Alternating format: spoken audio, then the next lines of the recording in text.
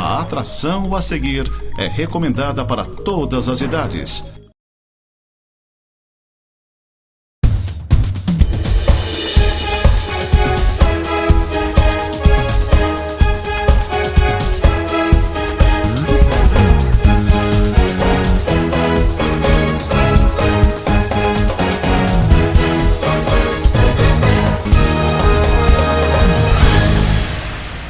Muito bem, amigos, estamos começando mais um Tema Livre aqui na Nova Era TV.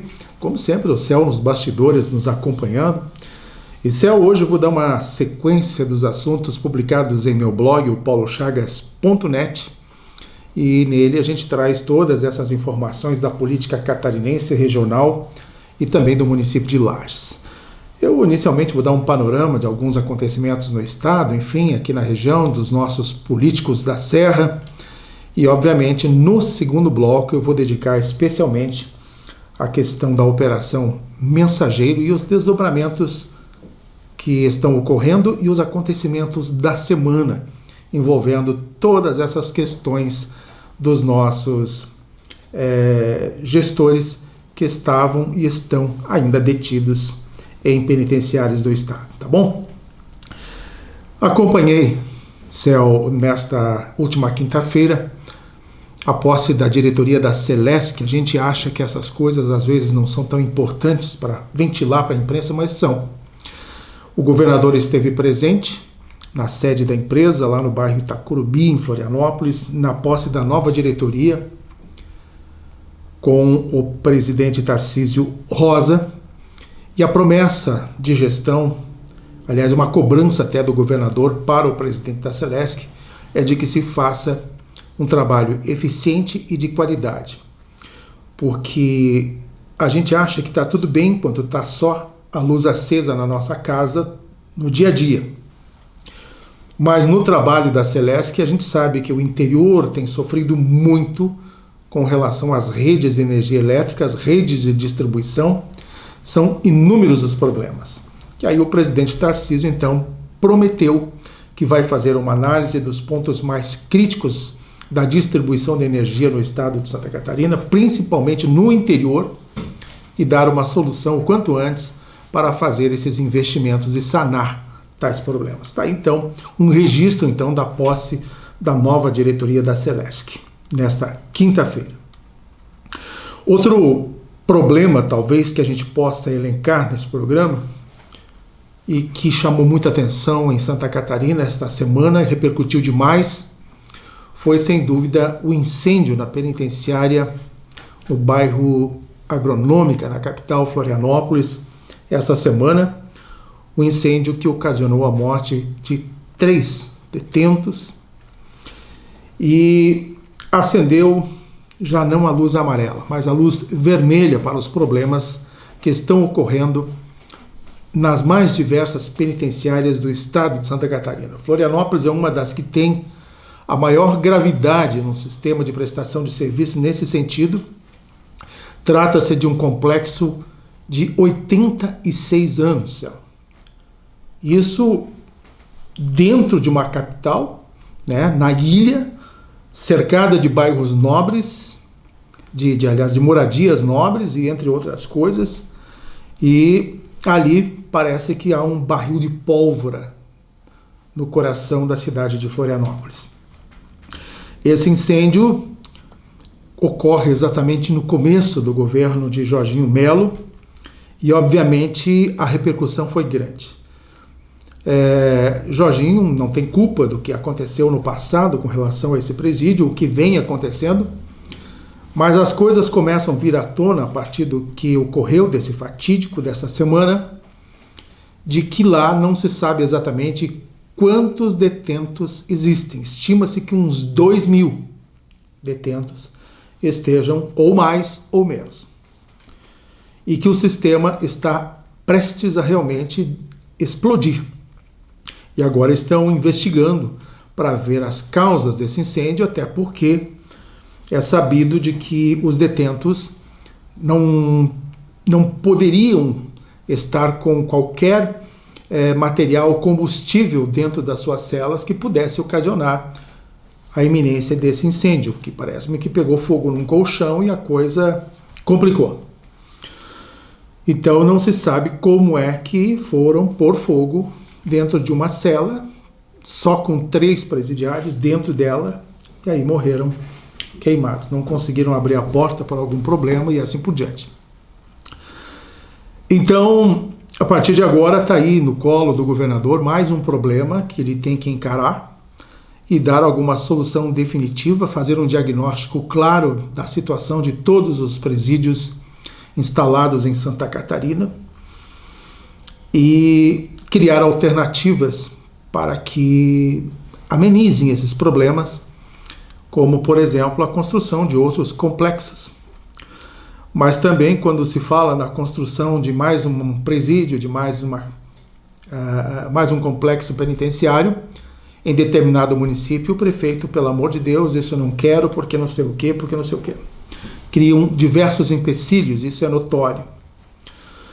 Enfim, para encerrar esse assunto, a curiosidade é de que o vice-prefeito de Tubarão, que também foi preso na Operação Mensageiro, na 3ª fase desta operação, juntamente com o prefeito Juarez Ponticelli, ele está cumprindo a prisão preventiva justamente no presídio em Florianópolis. Ele estava numa ala distante e nada sofreu. Então, só para registro. Ainda no campo político, um imbróglio acabou não ocasionando a eleição para a escolha do novo presidente da Federação de Consórcios, Associações e Municípios de Santa Catarina, a FECAM. Era para ter acontecido em janeiro. 2 chapas se inscreveram, uma delas encabeçada pela prefeita de Vargem, Milena Anderson Lopes, e outra encabeçada pelo prefeito de Penha, Aquiles José Schneider da Costa. E aí parece-me que houve problemas nas 2 apresentações das chapas e elas não foram homologadas. Houve então a remarcação da data da eleição, que era para ter acontecido dia 30 de janeiro, e agora vai acontecer então neste dia 27 de fevereiro. E aí a comissão eleitoral da Federação dos Consórcios, da FECAM, acabou então homologando agora essas 2 chapas. A tendência é de que a prefeita de Vargem possa ser eleita presidente, é a franca favorita, segundo a opinião pública, e é o que a gente tem visto nos meios de formação de opinião de Santa Catarina. Então está aí mais um registro político em termos de acontecimento na nossa grande Santa Catarina. Eu quero fazer aqui também, Céu, uma menção especial ao nosso deputado Márcio Machado. Ele é um defensor ávido exatamente na questão animal. Ele é apaixonado por animais. Praticamente todas as leis de proteção e bem-estar animal de Santa Catarina, nesses últimos anos, tiveram a mão inteira dele, não só o dedo. E agora ele está propondo criar ou constituir uma frente parlamentar de proteção animal dentro da Assembleia Legislativa. Vale lembrar que na última legislatura ele já tinha sido o coordenador de uma outra frente parlamentar. Então, Márcio Machado está buscando aí com esta frente unir as forças de todas as entidades que atuam em favor dos animais, envolvendo também os protetores, os veterinários, os zootecnistas, claro, o poder público e demais membros da sociedade, e aí então formatar e formular políticas públicas em defesa dos animais domésticos e também os selvagens, E aí fazer com que haja o impedimento aos maus tratos e outros crimes que venham a ser cometidos contra os animais. Está aí uma bela iniciativa do nosso grande deputado estadual Márcio Machado. Aliás, por falar em deputado, para fechar o primeiro bloco, Céu, quero ressaltar aqui também Lucas Neves, que foi eleito vice-presidente da Comissão de Finanças e Tributação para o biênio 2023 e 2025. Ele já havia revelado aqui a participação dele em outras comissões, e agora na Comissão de Finanças com o deputado Marcos Vieiro na presidência. E Lucas Vale lembrar que, além de estar como vice-presidente da Comissão de Finanças, ele já contou para nós aqui no programa Tema Livre, de que vai presidir a Comissão de Prevenção e Combate às Drogas e vai integrar umas outras comissões, marcando presença, por exemplo, na saúde, no turismo e meio ambiente, proteção civil, entre outras. São 7 ou 8 comissões de atuação do nosso amigo Lucas Neves. O Márcio Machado também integra uma comissão importante, a de Constituição e Justiça. Tá bom? Só para registrar para vocês o trabalho dos nossos meninos deputados aqui da Serra Catarinense, que com certeza terão muita atividade e bela representatividade para nós lagianos e serranos, tá bom? Nesse segundo bloco, vamos falar da Operação Mensageiro. Não sai daí.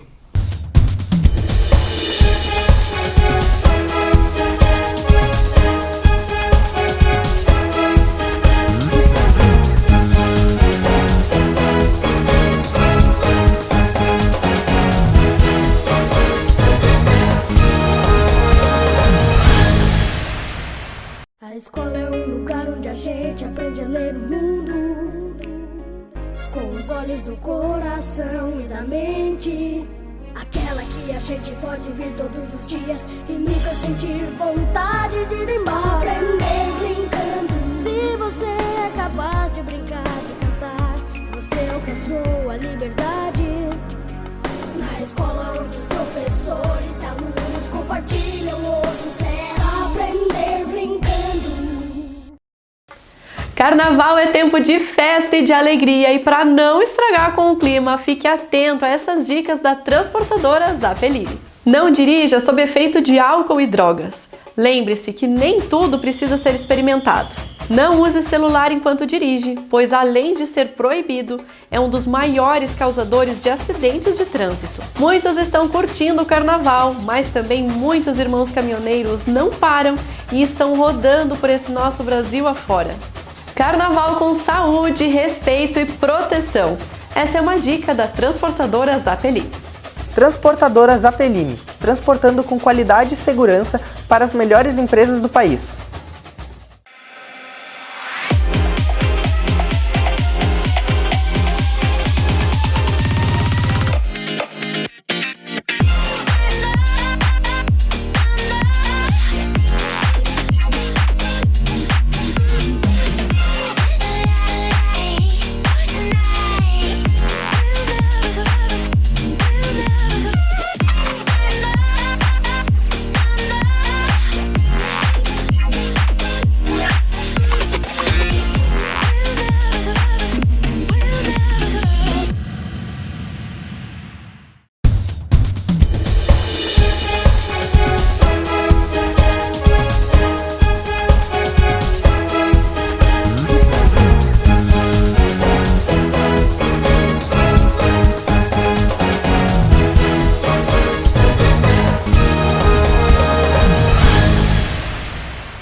Muito bem, estamos de volta com a segunda parte do nosso programa Tema Livre e um registro rápido para vocês de que o MDB acabou então esta semana oficializando a inclusão no governo de Jorginho Melo através do convite também oficializado feito ao deputado estadual do MDB, Gerry Comper, para assumir a Secretaria de Estado de Infraestrutura.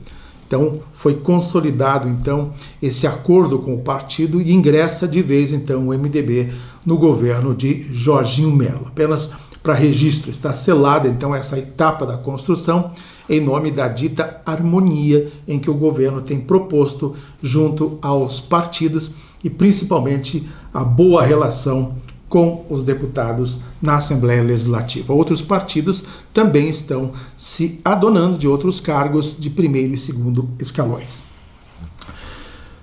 Esta semana nós tivemos vários desdobramentos envolvendo a Operação Mensageiro, não só em Lages, mas também em Santa Catarina. Tivemos a informação lá de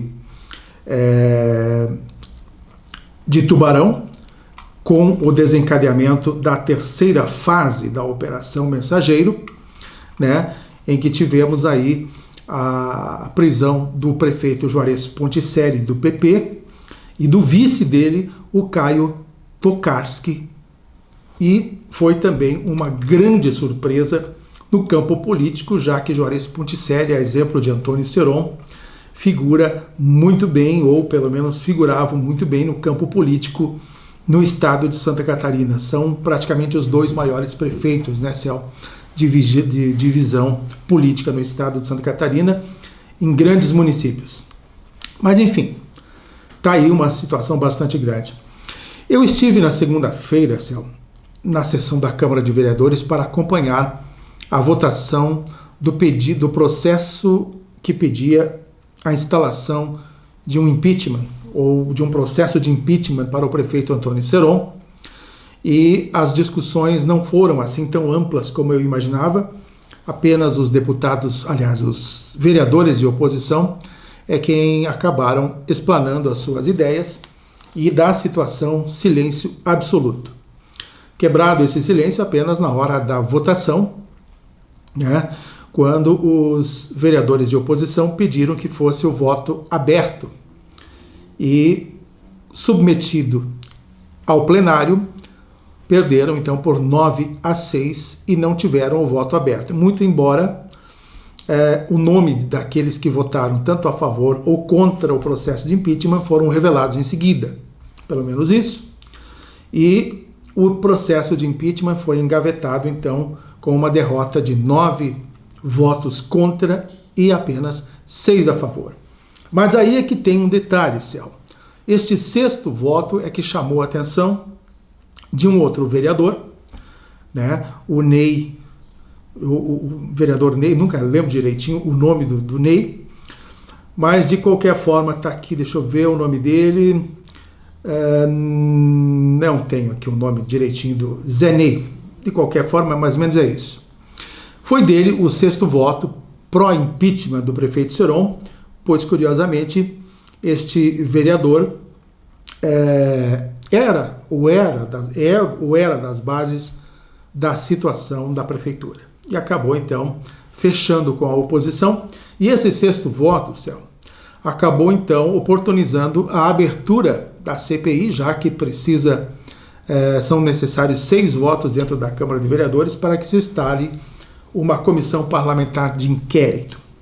Então, como o processo de impeachment acabou não vingando, a oposição conseguiu essa 6ª assinatura e já entregou o requerimento para a instalação da comissão parlamentar de inquérito. A diferença nesse quesito, antes era pedida então a cabeça do prefeito, o impedimento do prefeito definitivamente através do processo de impeachment. A CPI vai analisar basicamente os contratos terceirizados entre a Semasa e a prefeitura e obviamente vão aparecer aí todos os quesitos, né, os envolvimentos e os imbróglios envolvendo a Operação Mensageiro.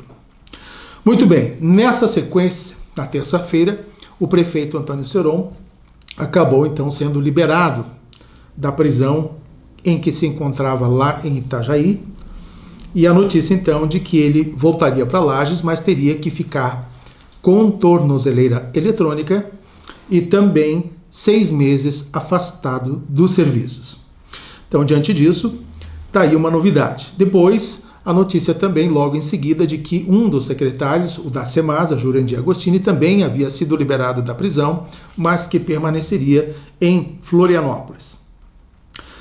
Nessa história toda, aparece também outra informação revelada por veículos de comunicação estadual, no caso da NSC, comentando de que alguns detalhes do vazamento de informações, que a gente achava que estava tudo em sigilo de justiça, mas as informações acabam sendo vazadas. E a NSC explanou abertamente todas essas questões, dando conta de que havia, então, um trabalho não é trabalho, né, mas um sistema de distribuição de verbas entre a Serrana para a Semasa e entre os gestores, de que o prefeito estaria, então, teoricamente, recebendo R$50 mil mensais de propina, né, diante destas questões. Eu até não vou entrar muito em detalhes, porque eu não estudei, basicamente, todas essas informações, mas o teor básico do que foi divulgado pela NSC, inclusive assisti na TV esta semana, foi de que havia propina direta ao prefeito de R$50 mil e assim por diante. O que isso representa politicamente, no meu entender? Primeiro, acredito que Antônio Seron, diante de todas estas narrativas que estão no entorno dele envolvendo a Operação Mensageiro, no meu humilde entendimento, eu não voltaria como prefeito mais na Prefeitura de Lages. Acho que a vergonha nesse sentido é muito grande e até que procure a sua inocência e justificar que isso tudo é mentira ou não verdade, as coisas estão bem complicadas. Eu não teria cara mais de conviver na sociedade, de voltar à prefeitura, de participar de atos como se nada tivesse acontecido. Essa é uma opinião minha, não sei lá o que vai passar pela cabeça do prefeito, se ele vai renunciar, se ele vai continuar, se ele vai tentar ainda continuar buscando na sua defesa a inocência, isso não se sabe. Obviamente tem que fazer isso. Outro campo político, então, é no exercício do vice-prefeito, hoje, Juliano Polezi, que interinamente está ocupando, então, o cargo de prefeito. Terá muitas atribuições na sequência e talvez rever algumas posições em algumas pastas chaves dentro da prefeitura, até porque, no meu entendimento também, Juliano deverá ter a necessidade de imprimir uma forma de governar somente dele. Escolher pessoas da própria confiança, embora ainda ele esteja muito ligado a uma amizade ao prefeito Seron, a um respeito ao prefeito Seron e numa questão exatamente envolvendo estas decisões técnicas de cada pasta em que o titular toma as principais decisões. Mas eu acho que o Juliano Polezi terá 6 meses pela frente, cercado de pessoas que não são praticamente da sua absoluta confiança, e isso poderá até prejudicar o trabalho na gestão. Entendo que deverá imprimir um ritmo mais dele, sair desta sombra do prefeito Antônio Seron, e se ele voltar dentro de 6 meses ou mais tempo, ele então retoma e refaz essa reforma administrativa nos modos dele de qualquer forma. Então o Juliano deve sim imprimir uma nova forma de trabalho, até porque ele quer mostrar serviço, ele já colocou aqui que quer ser o possível candidato a prefeito nas próximas eleições e terá que mostrar serviço a partir de agora, então, se quiser realmente mostrar a cara dele como prefeito. Esses 6 meses vão dar essa visibilidade se ele terá condições de ser ou não candidato a prefeito nas próximas eleições. A forma de ele trabalhar, a forma dele conduzir os destinos da prefeitura, as decisões que ele vai tomar em termos de gestão, é que vão dizer se ele terá tenacidade, capacidade também para postular um cargo efetivo por 4 anos na prefeitura de Lages. Mas já estou imaginando o Juliano Polezi gerenciando o município até o final deste mandato. É uma das grandes possibilidades e a gente tem analisado essas questões.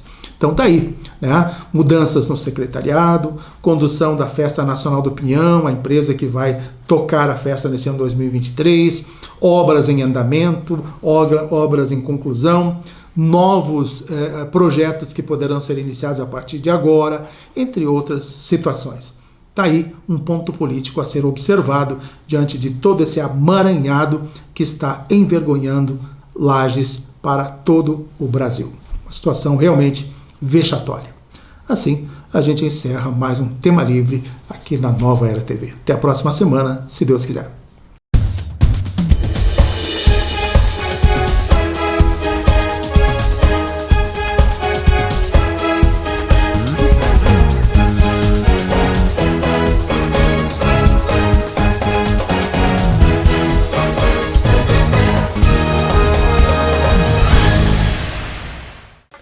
Carnaval é tempo de festa e de alegria e para não estragar com o clima, fique atento a essas dicas da transportadora Zapelini. Não dirija sob efeito de álcool e drogas.